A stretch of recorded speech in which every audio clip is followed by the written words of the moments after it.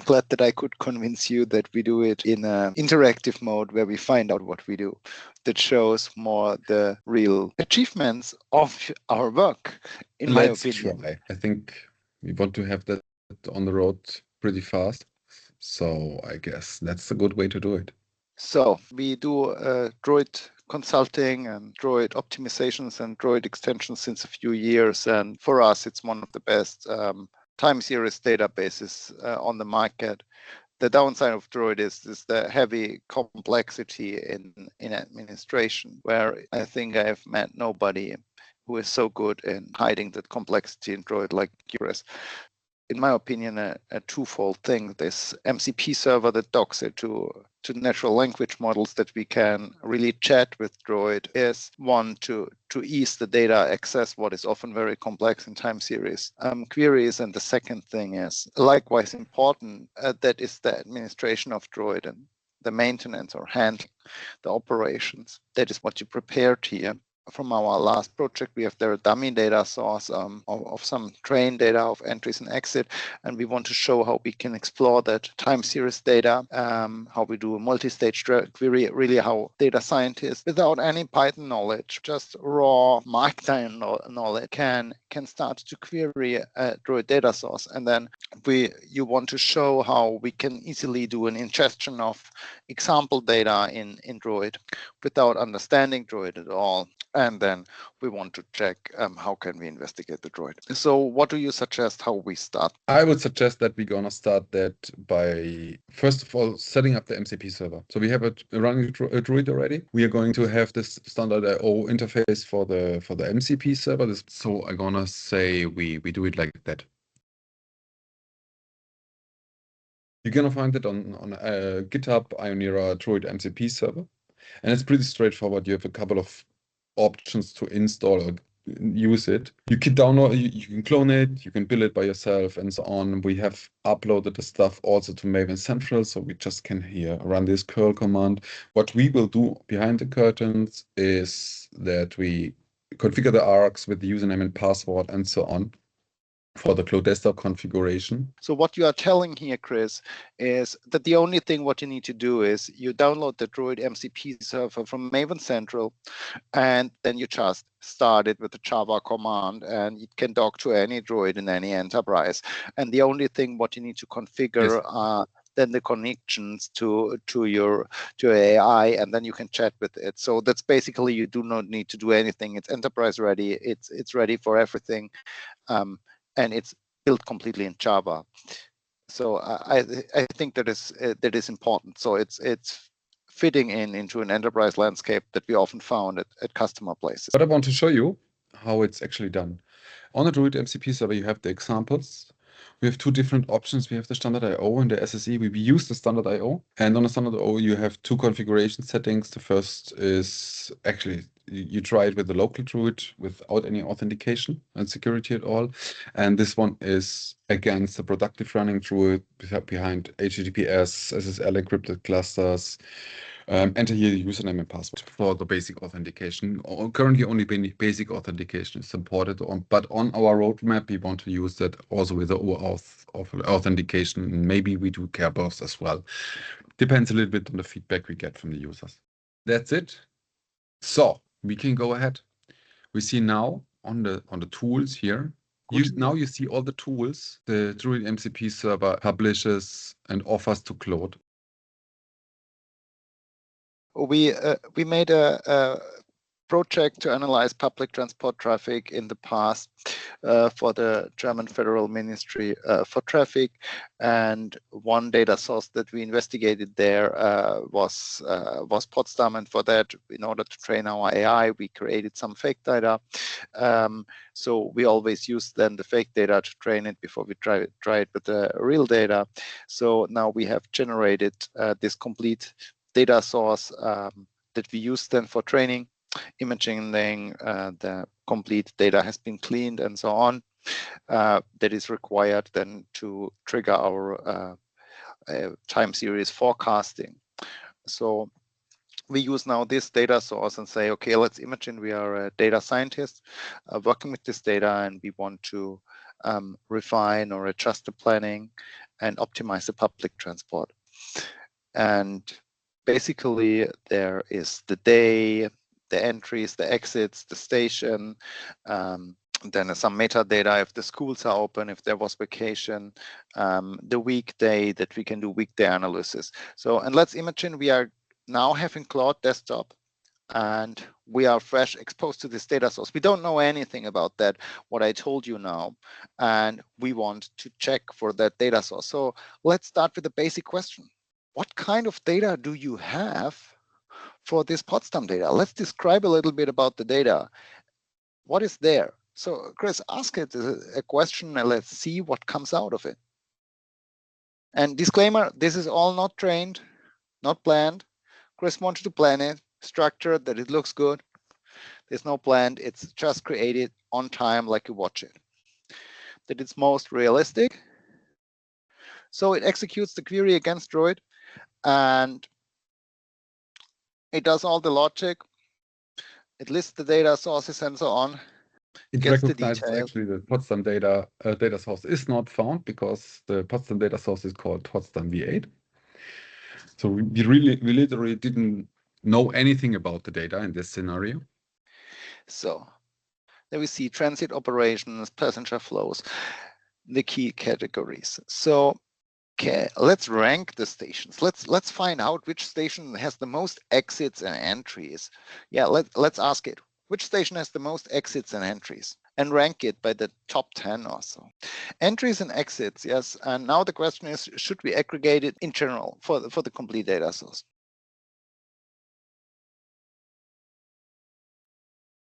Okay, so, and now we have the 10 busiest station. Yeah, the main station logically is the busiest by LBR, whatever that is, and then by PLW. Let's do the following.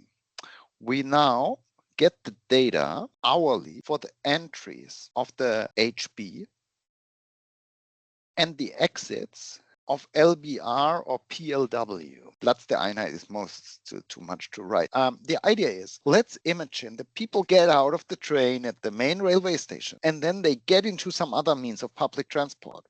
And we want to find out, is there a correlation where they get out at the main railway station and where did they exit? They arrive at the train, then they take the local public transport, and do they get out there? Is there a correlation? I have no clue about that. I do not even know where that stations are. So if you are from Potsdam or so, please feel free to message us and enlighten us where you think there is a correlation. We can make a follow-up video with you and even have you live in the session and investigate it. Shall we enhance the prompt to actually for passenger flow information, or is it fine if we don't do that? I do not know if that it will bring out something sensible what I'm proposing okay, here. I'm gonna follow. We don't give it hints. Let's make it really competitive if we can find something. Do the query and then we ask it if it can correlate in any way, and let's see what kind of correlation they know. Maybe it has some means that I do not know in my Jupyter notebooks. Let's see if we can really be the data scientist just by using this transformer generative AI stuff.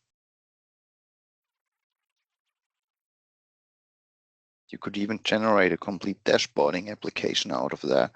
When you ask Claude to create a dashboarding application, then you can put it just on top. So we have now the hourly passenger flow, entries and exit.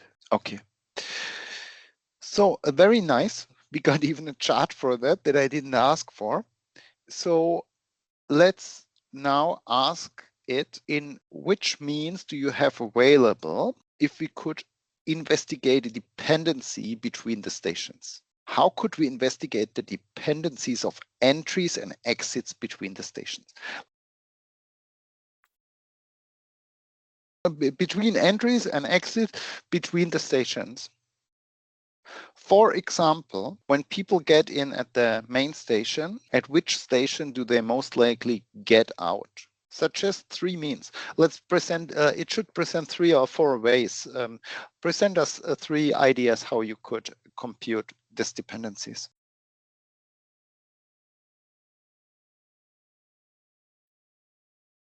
Okay, what did you suggest? Let's follow the idea to ask one thing: what is the most likely thing of this suggested methods that would work with our data source? Check our data source and then suggest what will most likely work, because we do not know what is exactly in the data source, and let's give it the possibility to investigate that.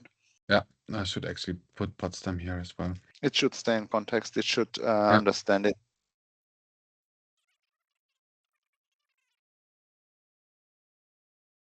I'm very curious if that works. I mean, I've not tried it to that extent ever to say, okay, I do not want to think so much. I just enter the queries and drag it down. What was now option 1? Show option 1. So say, please try option 1 and 2 on a sample data source, and then apply the better working method for a larger data set. Describe details why you think, output details of your reasoning. One of the best things of a LLM is that you don't have to worry about typos anymore. What we have to mention, what we're currently using is basically always the same tool. This is the Query SQL tool. We will actually use other tools as well. The typical data science approach on this data, so query is query. And here you can see I was proven wrong. What we are actually doing is already a multi-stage query with a context. This is an additional tool for Druid's feature of multi-stage queries, where we use a data set, create from this data set via a query a new data source. And this is via an actually task which needs to be running in background. So we can see that he's checking for the tasks as well. Yeah, did he now enable windowing automatically in the background? Most probably. Let's check it. We have the data source, Potsdam, tasks. No, currently not. I don't know. Yeah, but I think windowing is only in the query, if I remember right. You just need to specify it in the query context. So when he tried to use the multi-stage query here, but he failed. He forgot to set actually the enable windowing in the query context. Yeah, that is we'll try that again. Windowing.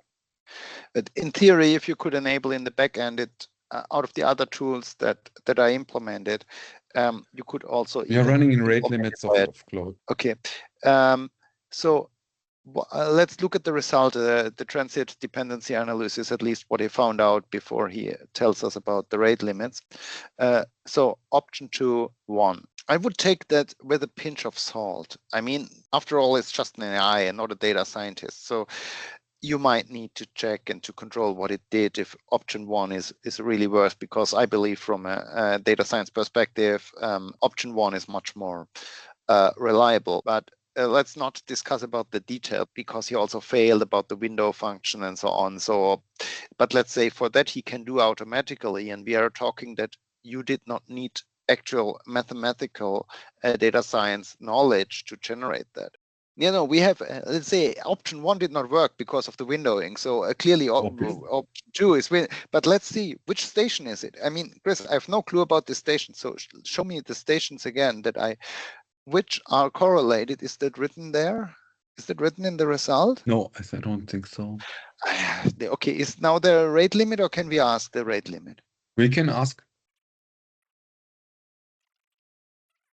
I want to know, as final conclusion of this video, which station do most people go from the main railway station, not just the ones that we have here. And then I want a significance test. Maybe it can do a chi-square or some other dependency test also. That would be nice.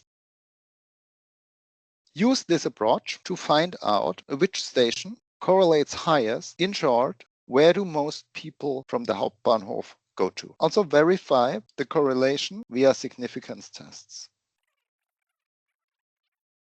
Clearly, one would need to check if all the right stations are queried and so on and control it. It's all about the plausibility and what the AI did actually. I mean, you cannot run for that for a business case. The main reason to show that here is the simplification, what you can do and how much it speeds up your work, because all the queries are generated for you and you can manually intercept the things, that queries, and that's a lot easier than Jupyter notebooks. I personally believe that this is the future of data science, especially in business cases.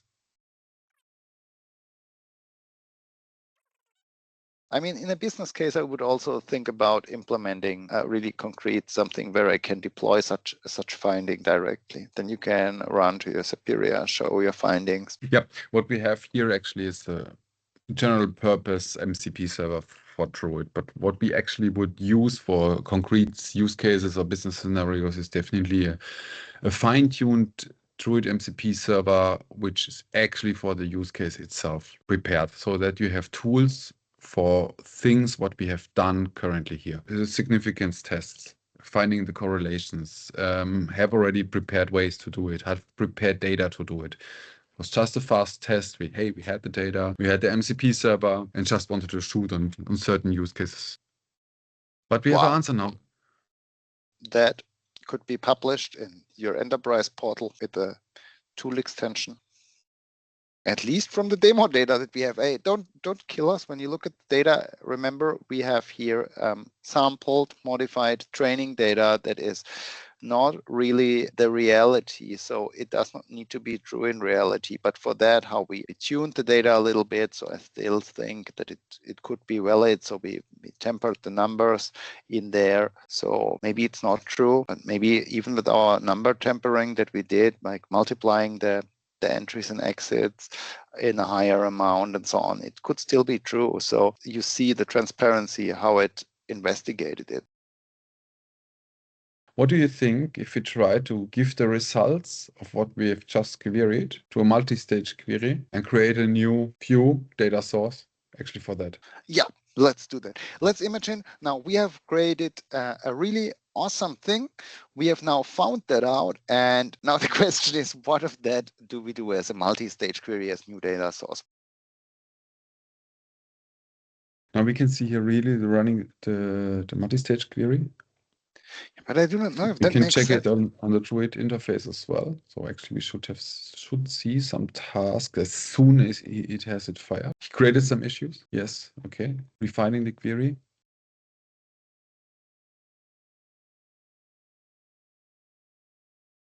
He was just actually asking, hey, can I use the task status for this multi-stage query? So I actually don't need that effect. The task is running. We can check that on Druid as well. Now we can see the query status here.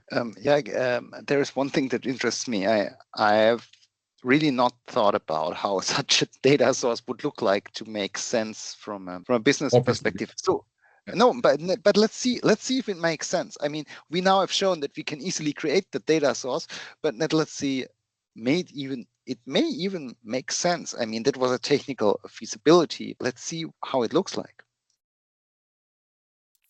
So we see actually that the multi-stage query was running. It forked some tasks here, and Kubernetes cluster in the back is spawning the jobs for that. We should see actually the data source not yet. As soon the query is finished, the handover to the historicals will be done. And maybe one last note about the business case. But there we have data it. source is not so large. So currently we have one line of the results. No, I do not mean the records. I mean the columns. I want just to look at the columns. Would the columns make sense? So let's look at that. What does it have? It has a destination. It really presses down the statistic, the value. Hey, that's awesome. It does not make so much sense to create a data source with this confidence, but it's very fascinating that it translated the things into code to compute this significance tests while creating a data source. I did not think that it would be able to create so complex queries, because when I do that by hand, you can call me back in a few hours. Now we have actually some more data here. And that would automatically fill when the other data source is filled, Chris? No, this multi-stage query would need to run again. This is not a real ingestion kappa approach. If we want to do that we would actually need an ingestion approach for that. Okay. This is not a view like in SQL statement. But that is now super fast. The thing is now when you do that and you put that into a dashboard, that is now super fast. And that's the thing. So if your data source is larger and you have this extraction and you have such a larger investigation, you can easily use that to generate such a data source to have a super, super fast overview of things. And you did not need to know anything. Perfect. That's good. I think that's an ease of work. That is what I believe about that. At least my life is a lot eased in the future. Nice, isn't it? The ranking with this gold, silver, and bronze. Like, yeah, I think this is because we are still in the context that we put the two approaches into competition to each other, and somehow he finds it necessary to put all this stuff here. But doesn't matter for us right now. so we have checked a few sources, and now we have decided that we just ingest data from GitHub. Maybe Chris can show the data source that we are wanting to ingest. That's raw data. It's LFS. It's quite big. As you can see, it's still loading. When you look at the data, you see that it has issues. Like look at the date format and all of that. So that's not nice. So when we put that naturally in Druid, we will have some issues and the ingestion will fail. So you can imagine yourself gathering information about how it should look like and to overcome the data issues. And after plenty of time having failed injections and trying to figure out how the ingestion spec works, you will finally succeed in having the right ingestion spec. We have generated a prompt, overcome all data issues, that will guide our LLM to take this little bit crappy data source to make shit in, gold out. We say create a robust Druid ingestion, malformed CSV headers, and so on. Skip all of that, try to fix it, and so on. Let's see what the LLM does with it. So we give it example, then the LLM normally is better. And then we say, okay, the problematic data we skip. We just want to see the data. This is more or less, imagine you want to investigate the data from another department. As output, we expect the data structure. We give it expectations, then it normally works better. You can do it in a similar mean for your data source you want to index. And then at the end, we just want to see the ingestion as a table before we create the final ingestion spec, that we can extend it, because we want to show that you cannot only create an ingestion spec more or less automatically, but you can also extend it quite simply by a lot. Okay, let's go ahead. I want to know what is the fastest route on Earth. What is the average speed of an airplane in a route? That is the metric that interests me. What is the fastest route on Earth? Which airline is providing it? I want to add a metric that shows average travel speed for a route. If we are running into long-lasting prompts and responses and so on, we make a cut. This is a very good, it's a small example that you should always take care about your data quality. I like that. I did not know that I wanted, but now I want it. Look, I have now the route efficiency, planned versus actual. So are the people planning properly the routes? Hey, we can answer new questions that I did not think of. What happens now? The MCP client is asking the LLM, create me an injection spec, and this fires a tool against our Druid MCP server for the actual injection spec, what we can see. It's very possible that resulting tasks might fail, and we run a couple of circles to overcome this data quality issue on this data source. Yeah, we see now it's a new task fired. He gets the task status, another tool of the MCP server, checks the current state, it's running. Let's see. So we should actually get a data source in the Druid, which is called FlightRaws 2023 demo, and it checks for the task. Ingestion process update. Your task is running successfully with no errors yet. Next step. So we can actually query the data source. Yeah, query the data source for me. Query the new data source for me. Oh. It creates new injection spec tasks. So it failed. Okay, this is what I mentioned before, the whole log and so on, but we don't do that. The task is running again. Get issues here as well. There are data source errors that it did not overcome all of the data quality issues. If we have own data sources, we ensure the data quality in dedicated processes via Flink job. So this would normally not happen when we see that in a productive environment. But we have a completely different use case. We have some raw data on the internet. We found them. We want to ingest them. We want to add new metrics. We do things here that are untested. Can the tasks also retrieve the error logs? Yes, with the task status, you retrieve the error logs. Depends what's in the errors. Without that, if you have a misconfiguration on the cluster where you, for example, don't save your error logs or save the injection log, task logs, and so on, you might run in completely different issues. You can see it checks for other tasks. This is still running. This is actually a good sign if it's still running. Maybe we see some data here. Not yet. Task. It is a success. Even this is a stack trace. This is no issue. And LLM got it via the Druid MCP tool, and it fires a new spec. We could now go ahead and read everything of that. We might do that also. That unusually shows you see. But there are no reports available. Okay. Okay, he tries to get a new injection for that. He tries it over and over. We make a cut here. But now we have final answers on that on the thing. Look at that. The data source is created, and what we see is it has had to do some circles, checking data quality, checking fields, and so on. And actually, this is our answer. Okay, and that's perfect, because now let's do one thing. ATL is Atlanta, SIA is Seattle, and so on. That are all assumptions where the airports are for me. Let's show how we now create lookups for that.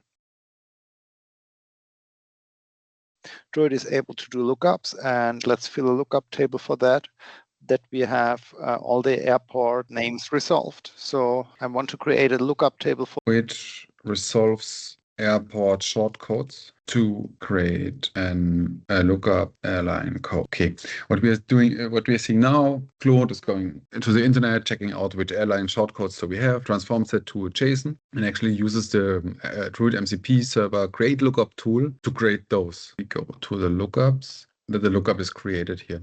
Just waiting for that. Now we have the airport codes and we have the airline codes. Now let's look at the result set. Okay.